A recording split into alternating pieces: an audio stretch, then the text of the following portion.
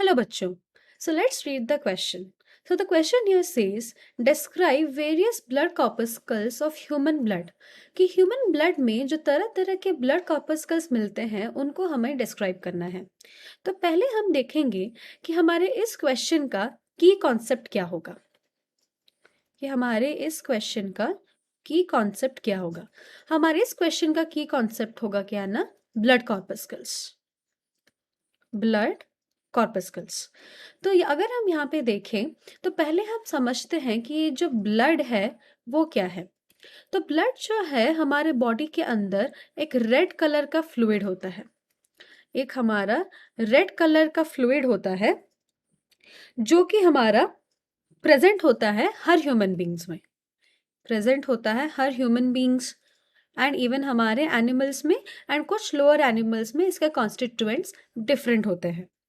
ये जो है हेल्प करता है ट्रांसपोर्ट करने में बहुत सी चीज़ें, जैसे कि ट्रांसपोर्ट ऑफ गैसेस, ट्रांसपोर्ट करता है गैसेस का, न्यूट्रिएंट्स का, हम जो खाना खाते हैं उससे जो न्यूट्रिएंट्स मिलता है उसका ट्रांसपोर्ट होता है और बाकी सारी चीज़ें.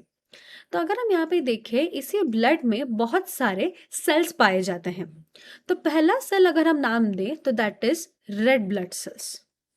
That is red blood cells, या फिर हम उसको आरबीसी बोलते हैं, या फिर उसका और एक भी नाम है जो कि है एरिथ्रोसाइट.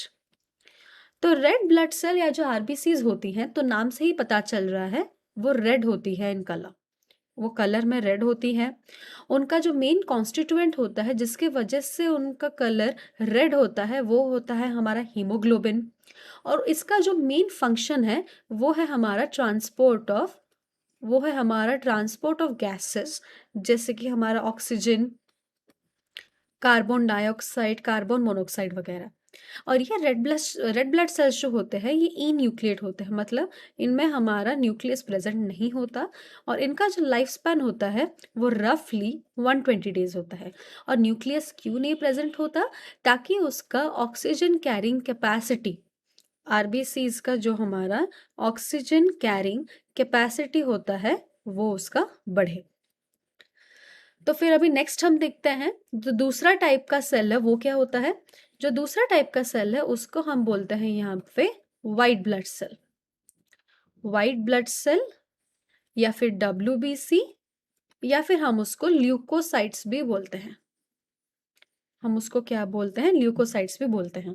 तो ये वाइट ब्लड सेल या डब्ल्यूबीसी जो होते हैं ये मोर और लेस ट्रांसपेरेंट होती हैं या फिर वाइट इन कलर होती हैं. और इनमें जो है न्यूक्लियस प्रेजेंट रहता है, मतलब ये लोग क्या होते हैं ना, ये लोग होते हैं न्यूक्लिएट सेल्स. और डब्ल्यूबीसीज का मेन रोल ये है हमारे बॉडी में कि ये इम्यून रिस्पॉन्स में हेल्प करता है. डब्ल्यूबीसीज का मेन रोल आता है इम्यून रिस्पॉन्स या फिर हमारे बॉडी की इम्यूनिटी को डेवलप करने के लिए. और वही डब्ल्यूबीसीज के भी बहुत ब्रॉडली देखा जाए तो दो तरह की होती हैं. जैसे कि हमारे पहला वाला होता है इट इज ग्रेन्युलोसाइट एंड दूसरा वाला होता है हमारा एग्रेन्युलोसाइट. नाम से ही पता चल रहा है ग्रेन्युलोसाइट के अंदर हमारा क्या प्रेजेंट होता है ना, ग्रेन्युलोसाइट के अंदर हमारा प्रेजेंट होता है ग्रेन्यूल्स जो कि प्रोटीन से डिराइव होता है.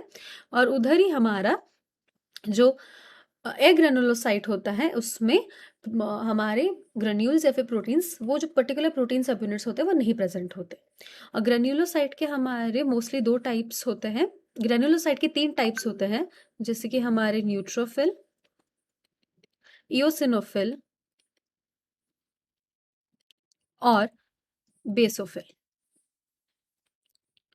और वही हमारे एग्रेनुलोसाइट के 2 तरह के होते हैं, जैसे कि हमारे मोनोसाइट और लिम्फोसाइट. तो ये हो गया ब्रॉड सेंस में डब्ल्यूबीसी की बात. और हमारा जो थर्ड टाइप का सेल है वो मिलता है प्लेटलेट्स. इसको हम ब्लड प्लेटलेट्स भी बोलते हैं. तो ये प्लेटलेट्स जो होते हैं ये होते हैं फ्रैगमेंट्स ऑफ सेल. ये ट्रू सेल नहीं होते, ये फ्रैगमेंट्स होते हैं एक बड़े सेल के, जिसको हम क्या बोलते हैं ना, मेगा कैरियोसाइट. ये मेगा कैरियोसाइट के फ्रैगमेंट होते हैं जिनमें के बाद में सेल मेम्ब्रेन आ जाता है. और ये भी आरबीसीज की तरह क्या होता है ना, ई न्यूक्लिएट होते हैं. और इनका मेन रोल आता है हमारा ब्लड क्लॉटिंग में. जब हमारे बॉडी में कोई कोई भी तरह की एक्सटर्नल इंजरी या फिर इंटरनल इंजरी होती है तभी ये प्लेटलेट्स आके हमारा ब्लड क्लॉटिंग में हेल्प करते हैं. तो अभी हमने यहाँ पे देख लिया कि हमारे ब्लड क्या होता है और हमारे ब्लड में कौन से 3 टाइप के सेल पाए जाते हैं, जैसे कि आरबीसीज, डब्ल्यूबीसीज और platelets. Hope you understood it well. Best of luck.